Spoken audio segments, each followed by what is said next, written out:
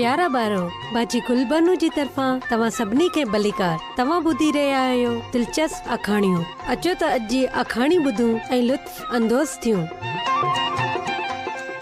Amy कारमिकाइल। Amy खे दुआ जो जवाब मिलियो। छा तव्हांजो को पसंदीदा रंग आहे?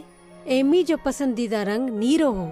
हुनखे आसमानी नीरो रंग पसंद हो, सामूंडी नीरो ऐं संदसि सभ खां पसंदीदा नीरी शइ हुनजी माउ जूं नीरियूं अखियूं हुयूं। एमी सोचंदी हुई त हू केतिरो ख़राब आहे त मुंहिंजियूं अखियूं भूरे रंग जूं आहिनि। अम्मा, छा ख़ुदा मुंहिंजियूं सभु दुआऊं ॿुधे थो? जी हाँ मुंहिंजी जान, ख़ुदा सभु दुआऊं ॿुधे थो। छा ॿारनि जी दुआ खे बि? हा छो न एमी, पर हाणे सुम्हण जो वक़्तु आहे। शबा ख़ैर, तोखे सुठी निंड अचे। शबा ख़ैर अम्मा। जॾहिं लाइट बंदि थी वई, एमी पंहिंजे बिस्तर ते दुआ कई। प्यारा खुदावन, तव्हां सभु कुझु करे सघो था।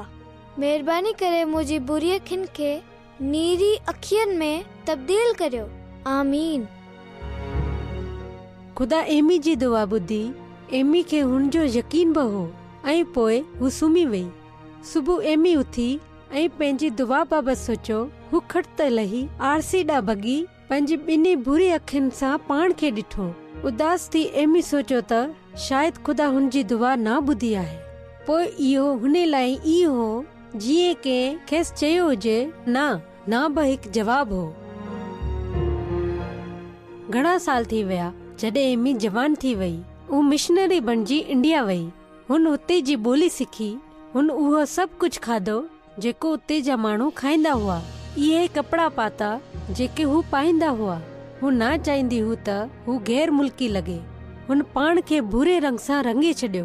हिकु ॾींहुं हिकु दोस्त एमी खे चयो, एमी, ई ॻाल्हि तमामु सुठी आहे त तुंहिंजी अखियूं भूरियूं आहिनि ऐं नीरियूं न आहिनि, न त हर कंहिंखे ख़बर पवे हा त तूं ॿिए मुल्क जी आहीं। भूरियूं अखियूं? एमी पंहिंजी उन दुआ बाबति सोचियो जेका हुन निंढपण में घुरी हुई। न बि हिकु जवाबु आहे, हिकु सुठो जवाबु ख़ुदा जे तरफ़ां। कॾहिं कॾहिं ख़ुदा असांखे जल्दी सां उहो ॾिए थो जेको असीं घुरूं था। कॾहिं कॾहिं हू असांखे इंतज़ारु कराए थो ऐं कॾहिं कॾहिं हू चवे थो न। जेको बि जवाबु हुजे, भले हा हुजे या न, या पोइ वरी इंतज़ारु हुजे, हू असांखे पंहिंजो प्यारु ॾेखारे थो। हुनजो जवाबु सदाईं असां लाइ सुठो हूंदो आहे।